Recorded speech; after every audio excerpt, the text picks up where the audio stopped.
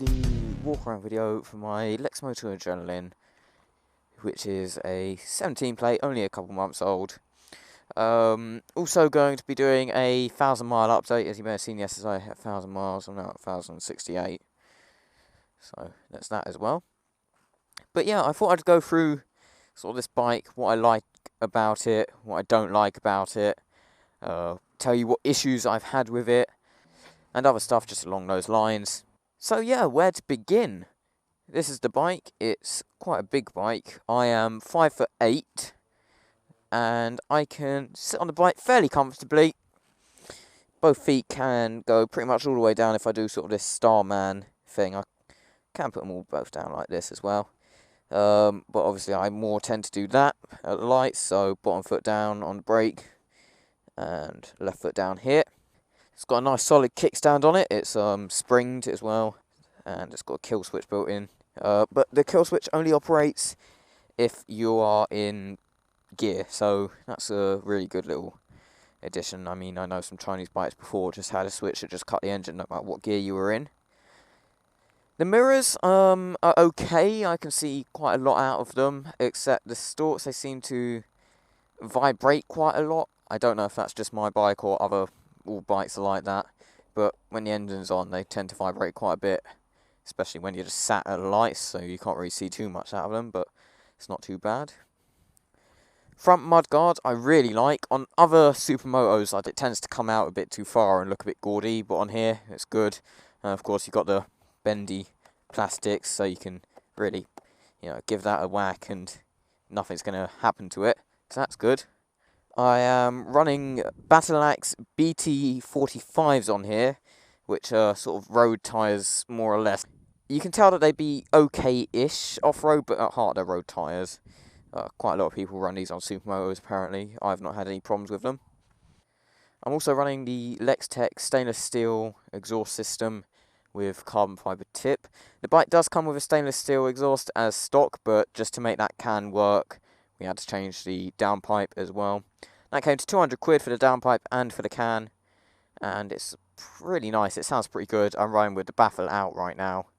I'll start the bike so you can hear it.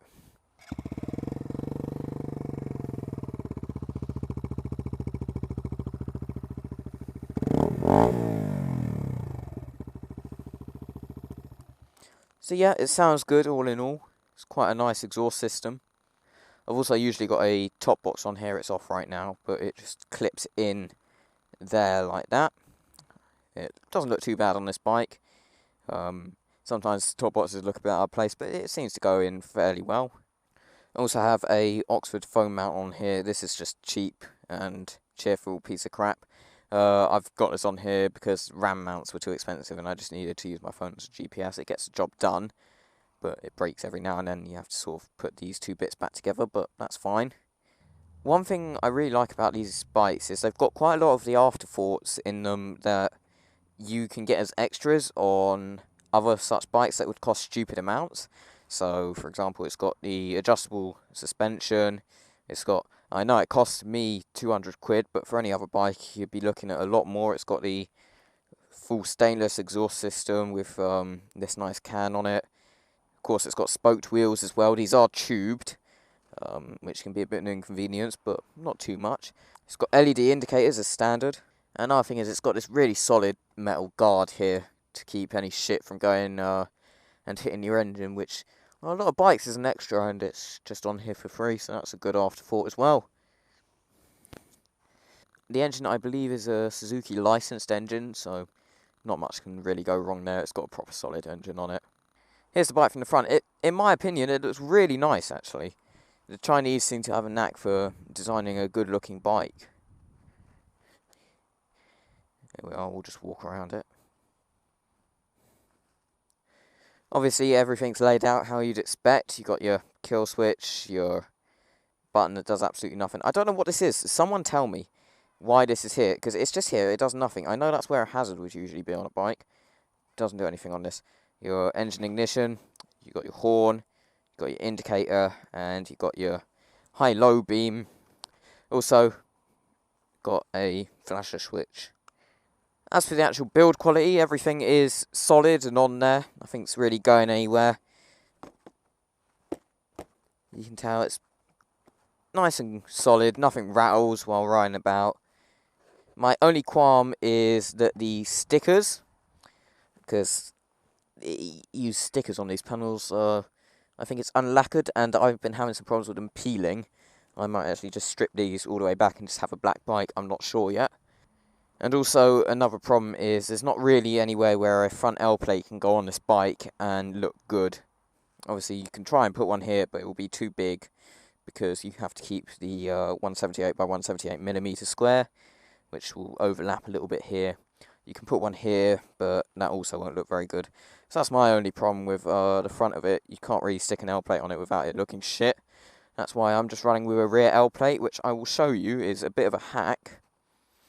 So you may be wondering how my rear L plate goes on this bike. It's actually a bit funny. So here is the rear reflector. What I've done is I've taken it off, and there's a screw there. You take it off. I've drilled a hole through the L plate and then sandwiched it in between the two.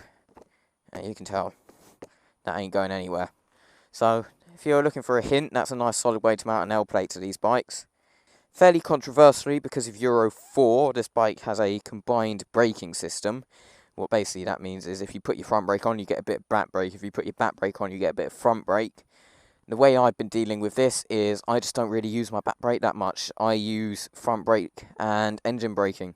And the reason for that is if you're putting some front brake on, you're getting some back brake anyway, and you're getting the engine braking. It balances out and it's just fine. Okay, let's take it on the road, and I'll tell you about any issues that I've had with it since I've got it.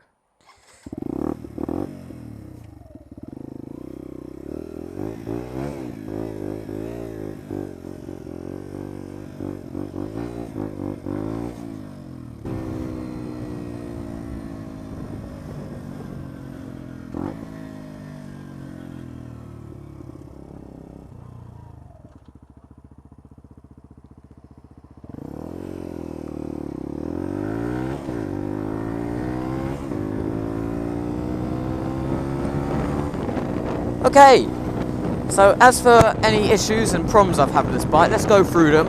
The horn has stopped working, so it's that's me pressing the horn. Obviously it's not audible at all. That's just an electrical fault. Dealership are replacing that upon next service for no charge.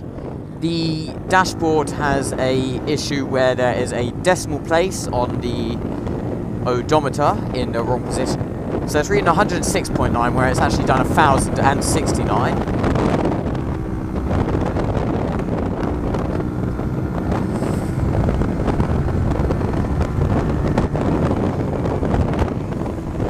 As you can tell, that carbon exhaust system is really making the bike sound lovely. It pops and bangs really nice with the baffle out. I'd recommend if you get it, do take the baffle out.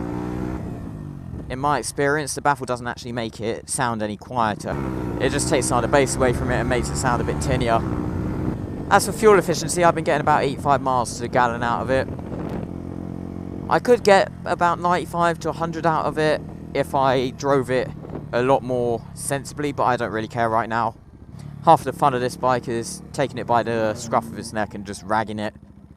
So, the elephant in the room is that this is a Chinese bike, and I wanted to just sort of talk for a little bit and say I don't mind, because yes, Chinese bikes do need you to be a little bit more mechanically minded and able to take care of little problems with the bike, but those little problems are really easy to fix, and the price difference between this and something new is about £2,000, and I could take £1,000, put that in the savings account, and I know over the course of its life that will pay for any little repairs or small things that go wrong on this bike easily, and I would have still saved £1,000. Also, the insurance on it seems to be a lot cheaper than some of the Jap bikes. For me, I was being quoted about £1,500 to £2,000 to insure a CBR, and for this I was quoted £1,200. So, and yeah, that's high, but that's because I live in London, where you are, also because I'm 17, where you are it will vary and your age will vary, so I can't talk too much. But from my experience, this bike has been fine to insure. If anything, it's been cheaper than some of the others. I was actually expecting it might be a bit more because it was Chinese, but I was proven wrong. So anyway, getting on to those little issues. What I've had is, as I've said, the horn has broken, and as a result of the odometer error, my engine warning light is actually on right now, but that's going to be fixed with a new set of clocks, again for free from my dealership. I also had a problem with the new exhaust system rubbing on my new tyres, but that was easily fixed just with a few washers. And that's about it for the small issues that you don't really need to worry about. I have had one serious issue with this bike, and that was the brake disc screws didn't have any Loctite on them. So while they were tight upon delivery, they gradually loosened off to the point where they were starting to get to the point where it would have been a bit dangerous. It could have come off during a ride, but luckily that got caught. It got tightened up and there was some Loctite put on there. So maybe if you get one of these, just check all the fixtures and fittings, double check to make sure that you don't end up in the same sort of boat as me. I've also had some problems with this bike not liking going from second to first while engine braking, but as the gearbox has worn in, that's pretty much disappeared now. And that's about it. So I have to wholeheartedly recommend this bike if you're looking for a cheap first 125.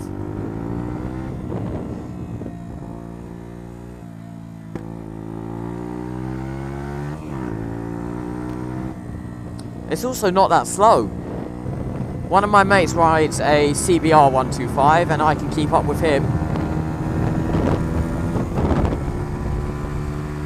And as you can see, even though this is a downhill, you can't deny that this thing is getting some pretty good speed on it.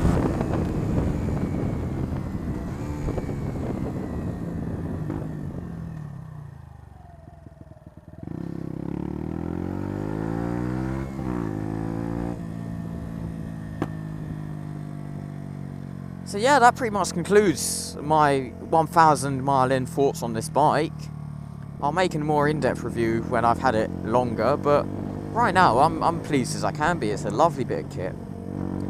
Anyway, thanks for watching this video, guys. If you're subscribed or if you just looked up 125 Lexmoto Adrenaline videos and found me, a view is a view and you're all loved by me equally. Take it easy, guys. I've been Moto594. And I'll see you next time.